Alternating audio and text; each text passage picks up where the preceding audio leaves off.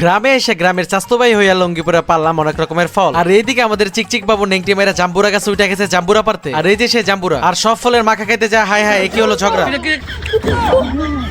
আসসালামু আলাইকুম গাইস, কি অবস্থা সবার? এই যে দেখো গ্রামে এসে গ্রামের ভাইবস নিয়ে লঙ্গিপুরা পেয়ারা পারতেছি। এই দেখো কতগুলো পেয়ারা পারছি, যদিও পেয়ারাগুলো ছোট ছোট। আর ওই তুমি কি খাও?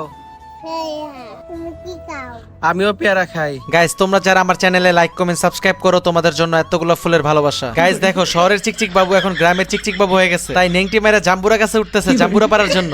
রাব্বি তুমি একটা হাই দাও। এই বান্দারে বলছিলাম জাম্বুরা ক্যাচ ধরতে, বাট কোনো মতে ক্যাচ ধরতেই পারলো না। গাইস জাম্বুরার কালারটা দেখো একদম পেকে হলুদ হয়ে গেছে। গাছে কামরাঙা নাই, তবু ভর্তা টেস্টের জন্য কয়েকটা কড়া কামরাঙা পারি। এরপরে ইয়াবর একটা দানিয়া কয়েকটা কাঁচা কলা কাটি। পাশের গাছে অনেক কাঁচা কলা ছিল, কিন্তু গাছ বড় হওয়ার কারণে কাটতে পারি নাই। এরপরে আমরা ফলগুলোর সাথে অনেক রকমের আচার মিলে একটা মজাদার ভর্তা বানাই। আর ওই ভর্তা খাইতে যায় বিশাল বড় গ্যাঞ্জাম লেগে যায়, সেটা দেখতে চাইলে কমেন্টসে পার্ট 2 লেখো।